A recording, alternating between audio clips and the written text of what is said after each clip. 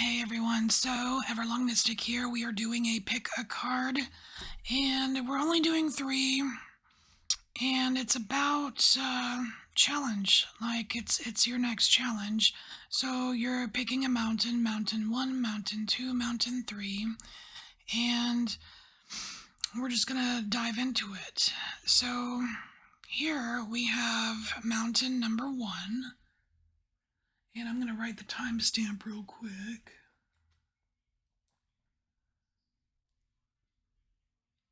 All right, 30 seconds for number one. Okay.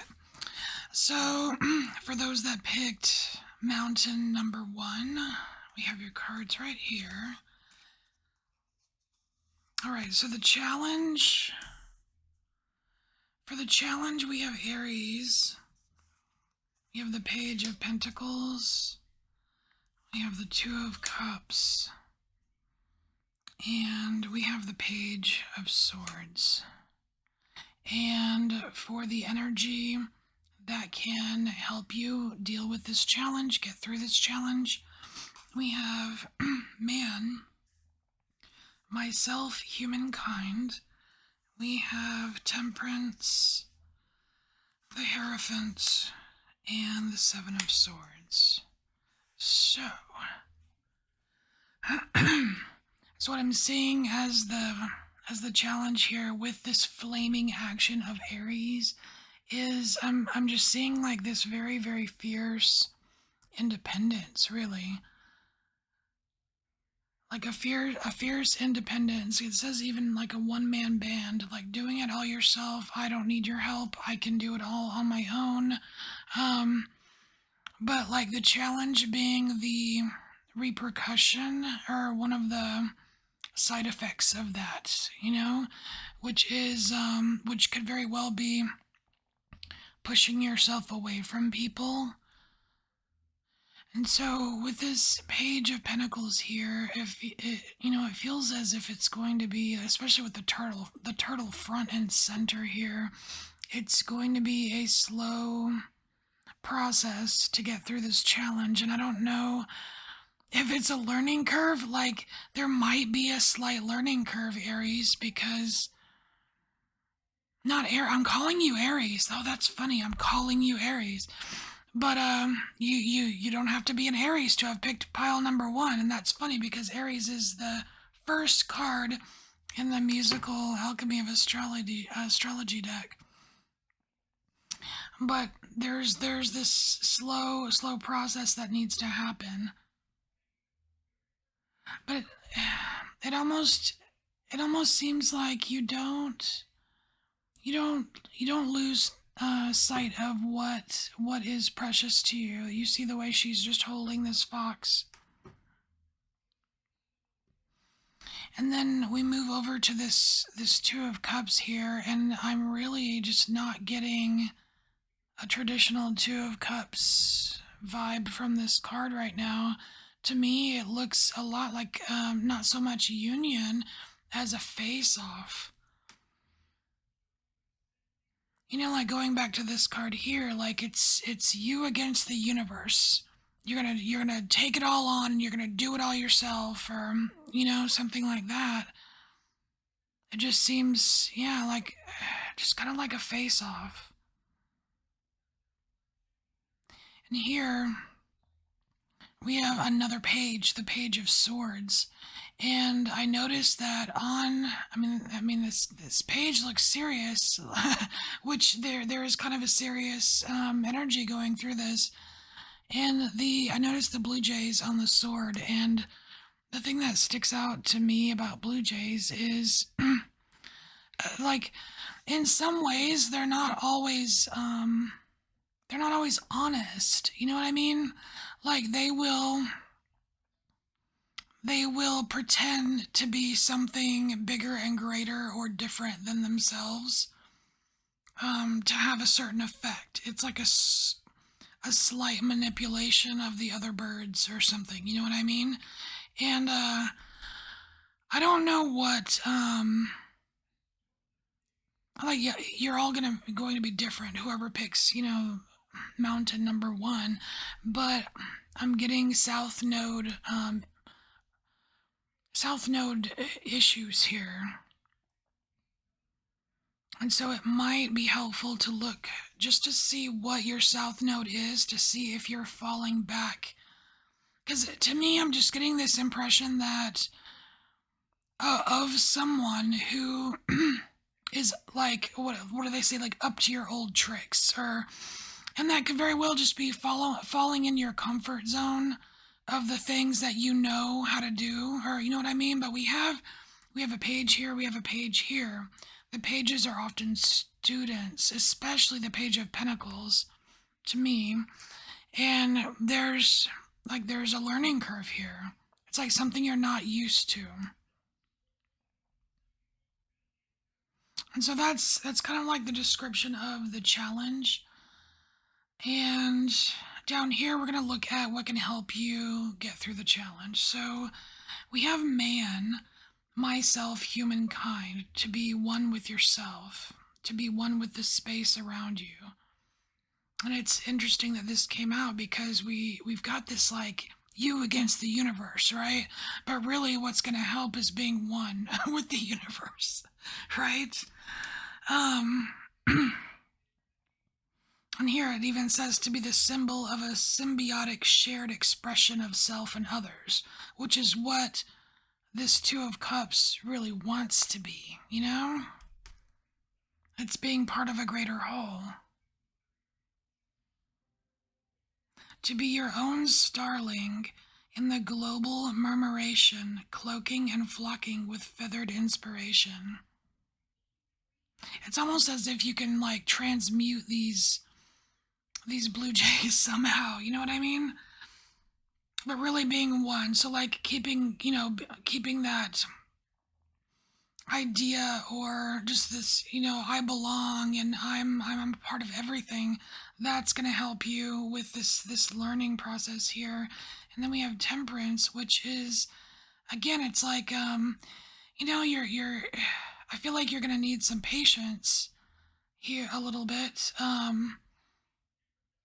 because it may indeed be a very slow process, and it's like easy does it, even though you're used to just bursting into action and doing something and taking charge and what have you.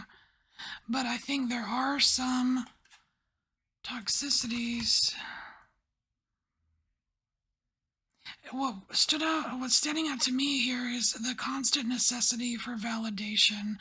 I feel like there is going to be a period of um like every once in a while you go through like a period of time where like let's say you're watching tarot videos, right? And you've got your favorite readers and you're looking forward to their next reading, and like nothing resonates. Like nothing resonates at all, and you're like, dang, like I really, like you were looking forward to being blown away by something or a synchronicity or something, right? I feel like it's almost like there's an intentional period of that, but it's for your own discernment, but it's for your own spiritual growth here, because we have the Hierophant here, and I get mixed vibes depending on the deck I'm using with the Hierophant, but this one seems, I don't know, like legit, like you are you are in store for some legit advice, but there has to be this period of like patience while it kind of all mixes together, like where you're integrating what you're learning up here. And then here we have the Seven of Swords, and that's interesting that we have like, I don't know, like these manipulative birds up here. And then we have like a deceptive card down here, but with this Seven of Swords, there's an ease to it. Like it's bright daylight. It's not like this, he's sneaking around at night. It's bright daylight. The doors are open. It's like, to me, I'm just getting this feeling of like being able to easily have or get what you need. It's without having to take charge and I'm gonna go take it and I'm gonna do, you know what I mean? It just seems so much more relaxed and easy. It seems a lot like relaxed and easier. So it's almost like if you kind of embody that energy, then the challenge will be a lot easier. It will be a little more relaxed and it won't, I mean, it almost seems like it won't feel as a challenge. You know what I mean? But anyway, so pile one, this is your message. Okay, so we have pile number two here, and of the pick your mountain, pick your challenge. So we're just gonna get right into it here. We're gonna look at the challenge, and then we will look at who can help you with the challenge. All right. Ooh, 55. So we're starting with salt. It says magical materialization, easing the bitterness of spiritual growth. That's exactly what this is about. It's about spiritual growth.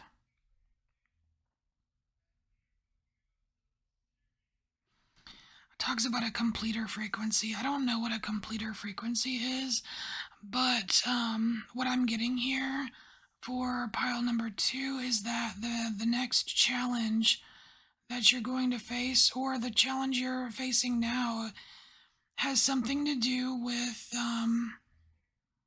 like connecting to something spiritually um, that you want to connect with. Like a very good example is trying to connect with your guides and not feeling like you're able to. That is especially for people who just like start an awakening, or you know what I mean. But then I mean, there are some people that feel like they can never connect with their guides. Like, really? Like, you have conversations, or I mean, it doesn't really matter where you are or how you communicate, but it's a real thing. I mean, it's a real thing, you know what I mean? Like, you're like, what, you connect to Isis? I want to connect to Isis, or like, just or whatever, insert any god, goddess, energy, whatever. It's like, I think that's the challenge that you've picked here. And it's very valid.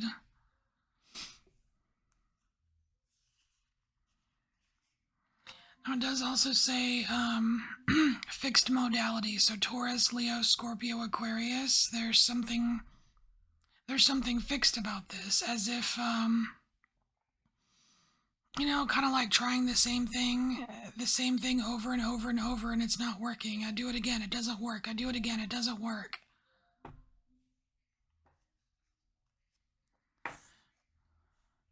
So then we have the Strength card. Oh, and it's Leo. That's fixed. That's fixed energy. But oh, this is so cool. You see how the tiger here? It's almost like this crown chakra is being activated. But really, I'm just kind of getting that you're the tiger. Like this woman here could very well. Oh, I guess it's like the. Isn't it like supposed to be a symbol of Virgo, like Virgo the Virgin, taming the beast or whatever? I don't know. But anyway, the figure here, it's like they are either activating or pouring information through the crown chakra into the tiger. You're the tiger. But what's super cool is that, like, the tiger is actually bigger than the guide. Do you know what I mean? It's almost like it's like not realizing how big you are spiritually, how much you actually are able to do. It's thinking that you need to sit there and have like a guide come and pour the information into you. But it's like, I don't know, there's something in the background where like you're much it's actually much grander than that.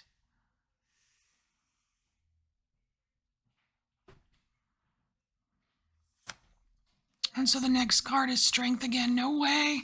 Strength again, the same. But look at the difference between the two cards. So like here, it's like you're the lion, right? Or the tiger, or whatever this is. And you are, expecting this guide to come in and just pour this information into your crown. But like here, this is, I don't know, it seems more equal. Like they're on the same, like you and the guide are on the same footing here, and there is a confidence. It's almost like this is a picture of what, like this is the challenge, getting to this point.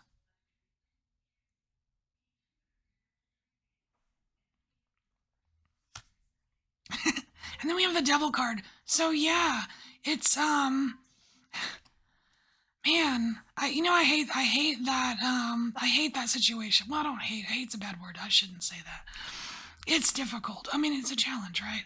But like the devil energy. It's like these things that hold you down, these things that keep you down, but really it's like you have the power to change it. You have the power to release it, to get out of it, or that kind of thing. It's like the trappings are of your own. The trappings here are of your own.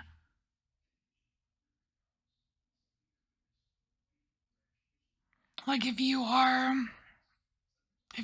feeling a block, seeing a block, imagining a block, fearing a block, then there will be a block. You know what I mean? It's like a mind trick. And the thing is, that's also a trick, because it's not your mind that does any of, like, really, it's not your mind that does any of this. The translation, the information, the connection, it's not exactly your mind doing it. Like, you don't do it by thoughts, by thinking harder or whatever. You know what I mean? Like, I don't think anybody is, like, anyone in this spiritual community, I don't think anyone is immune to this challenge. Okay, so the advice. So what's the advice? What can help get you through this? So we have Elk's protection here, which is really cool. So it says bugle calls, communication rules, listening is key to understanding.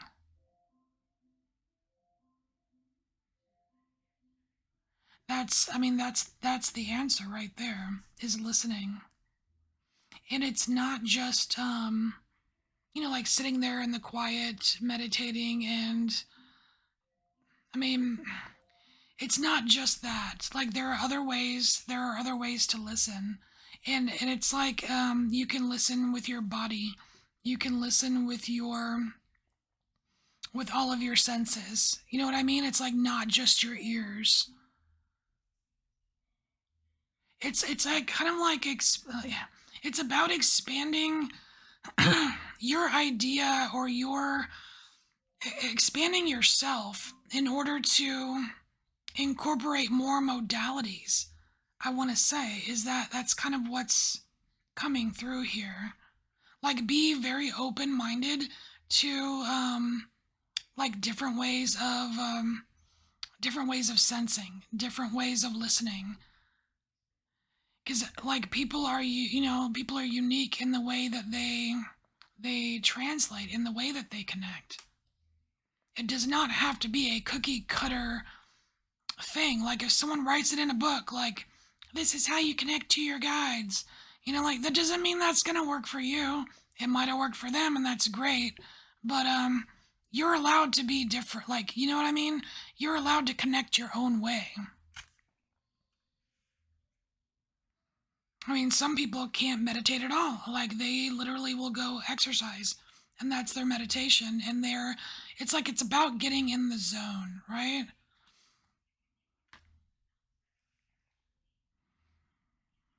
And so here we have the Six of Pentacles, and I am loving this showing up, like, right here in the advice section, because it's like you It's like you take a step, the universe takes a step. You take a step, the universe takes a step. It's like it's not like you don't just sit there and go, okay, connect with me, or you know what I mean? Like it's it's it's a it's a two. I don't know what I'm trying to say here. Like there's two participants here, the universe and you. It's not like the universe isn't Santa Claus or whatever.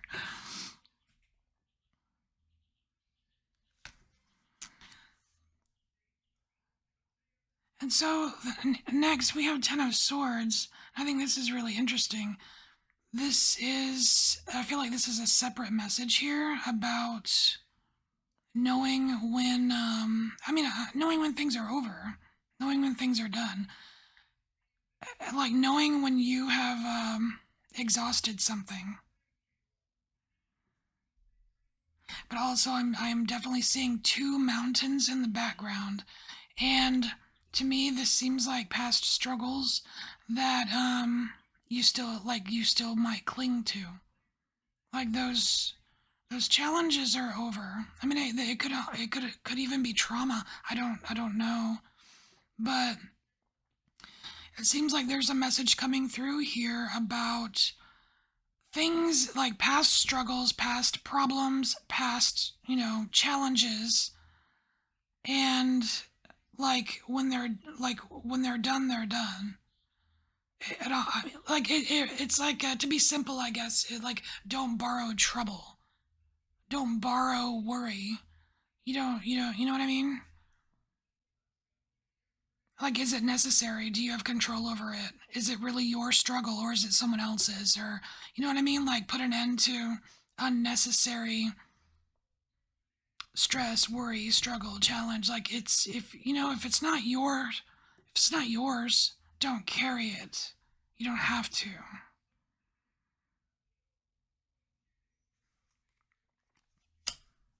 Looky there. You have 10-10. Look at that. So you're starting with a 10 with that 55 and you're ending with 10-10. And you have 8-8. Huh.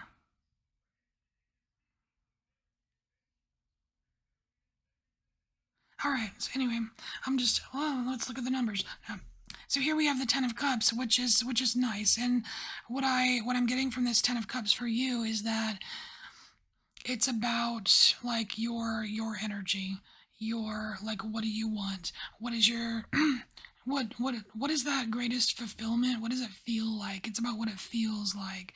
Because the more that you're in that energy of what it feels like to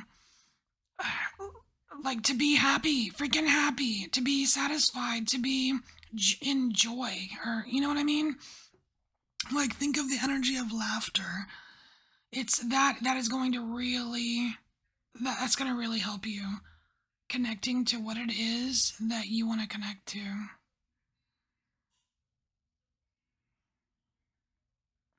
And with this 10 of Cups, now I know that there are some people that are not like they're not interested in everything being light washed, and I can identify with that. This 10 of Cups doesn't have to be that, right? It's not necessarily light washing things. It's more about the fulfillment, like what do you wish for? And if you accomplish that, what would it feel like? You know what I mean? That's more what is coming through in this card. So, number 2, this is your message, and I'm off to the next one. Okay, so pile number 3, mountain number 3, challenge number 3. All right, let's get started with this message. All right. So, oof. All right, you picked a doozy. All right, Saturn. So, we're starting with Saturn. It's Capricorn and Aquarius energy here. It says natural world lore, primordial drumming, and the lower heart.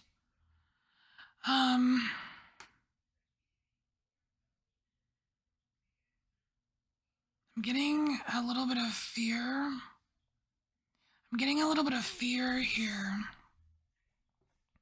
It's almost like these dark parts in the artwork are like old fears trying to creep in and kind of get to this green area.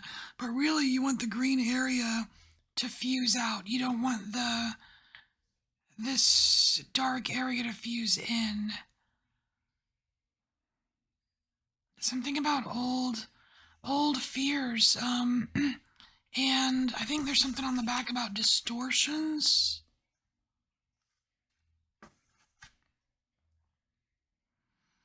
It says strangled and depressed. Fear, yeah, fear opens distorted heart dimensions. It's like succumbing to old fears and having that distort things for you.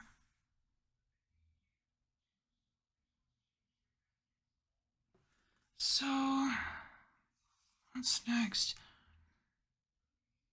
So we have the Seven of Swords here.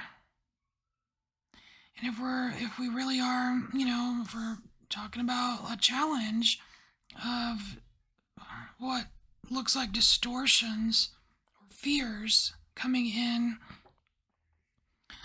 I can see this hawk or this eagle, whatever this bird is that has taken all of these swords. Like it's turning its head and looking directly at the two left behind, thinking, no, I'm going to take those too. Like I need it all. I need all of them. And it's that urge to turn back and take the rest that is somehow distorted. Oh, Capricorn and Aquarius. We have Aquarius energy right here, but what's weird is the Aquarius sign is on the tree, which is very grounded. And Aquarius is not, that's not necessarily like the best, I don't know what I'm trying to say here, the best place for Aquarius. I feel like Aquarius is, like, I'm not saying Aquarius doesn't need to be grounded, because absolutely, sometimes they really need to ground themselves. No offense, any Aquas out there. But to be permanently grounded, to permanently ground an Aquarius, what? No. It's yeah, like there's something off, there's something distorted. It's all cloudy.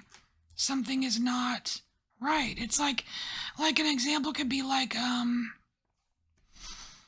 old fear of, let's say you grew up very, very poor and now you're comfortable or whatever. Like that old fear of not having enough.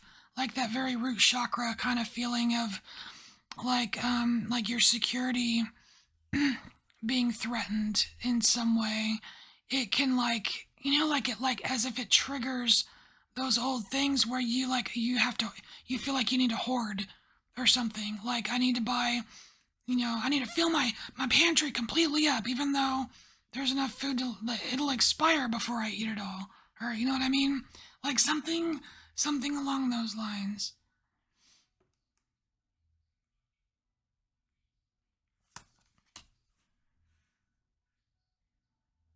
So here we have the Ace of Cups. And I almost I don't know, I almost feel not poking fun, but like it's making a very harsh example. Well, it's Saturn, right? Let's learn our lesson.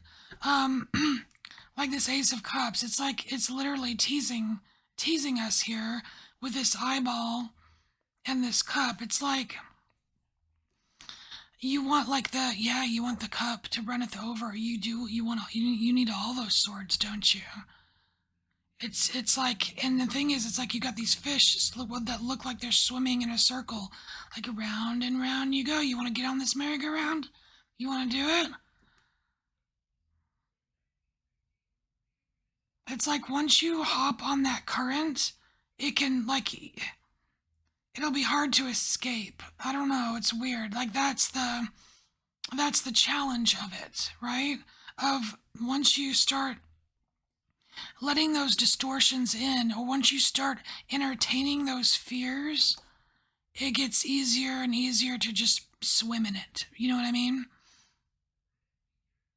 And then you become a permanently grounded Aquarius or something. I don't know. Oh, and the tower. Well, there's the end then. Yeah, then you start rocking your world in probably not the most pleasant way.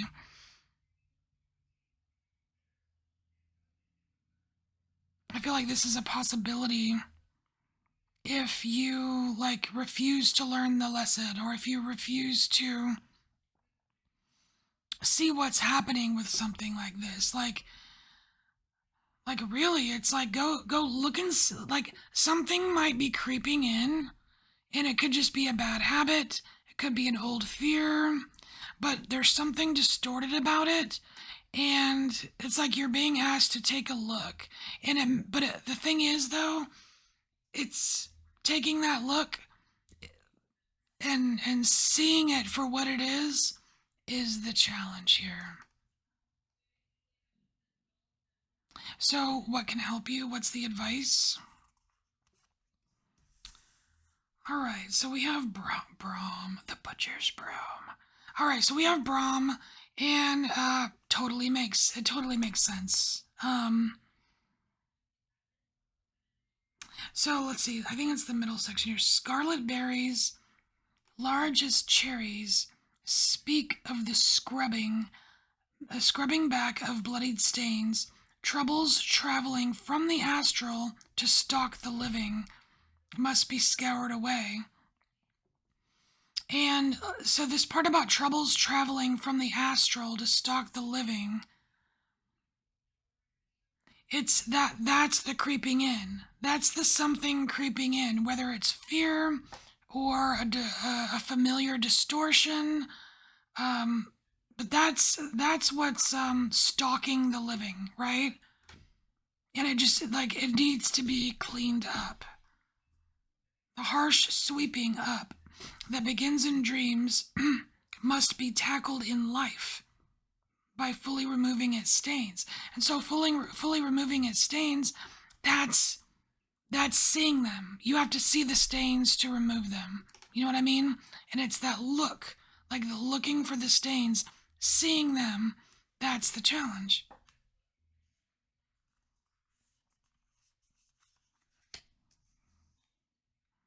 So here we have the Knight of Swords. Huh, that is so interesting.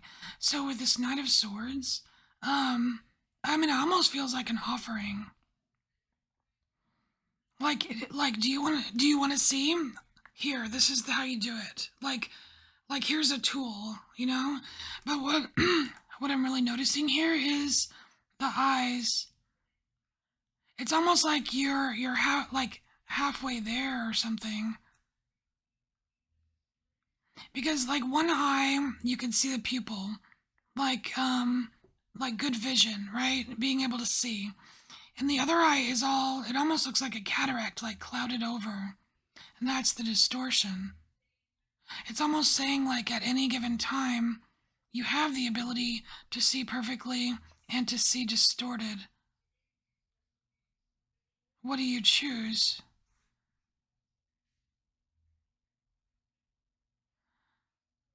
But like, there's something else though about the sword itself.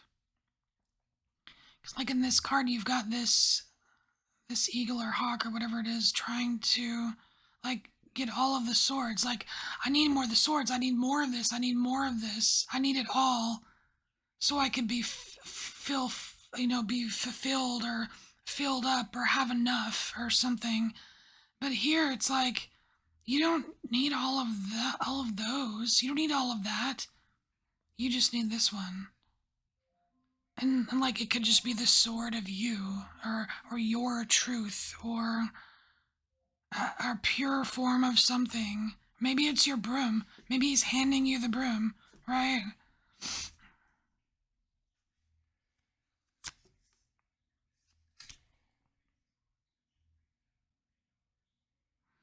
So here we have the Five of Cups.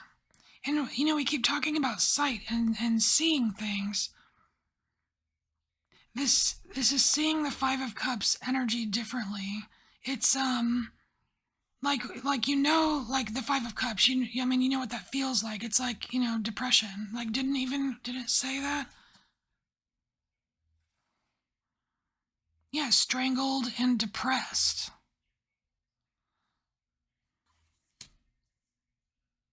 It's like what that feels like. But what I'm seeing here is like the 3. It's weird. It's like distorted vision again. The 3 cups that are spilled, like it's almost like they're shimmering in and out of reality. You know what I mean? Like they're almost holographic in a way, whereas the 2 other cups seem solid, but like, of course they're behind him, you can't see them, but still it's something about distorted vision or distortions and vision, or you know what I mean? But it's pointing out an area that needs the broom.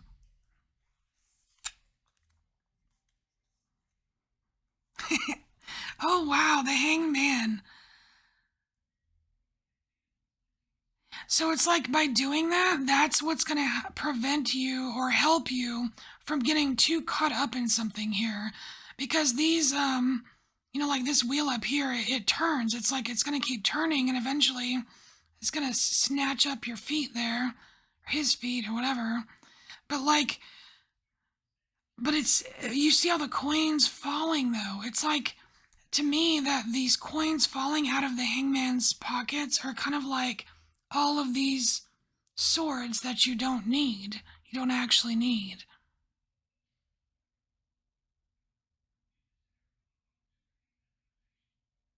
It's like with the like with when you're seeing things for what they are, when things are all cleaned up, and you're not letting all of those fears, you know, kind of taint your heart, or in a way, you know what I mean? Taint your heart.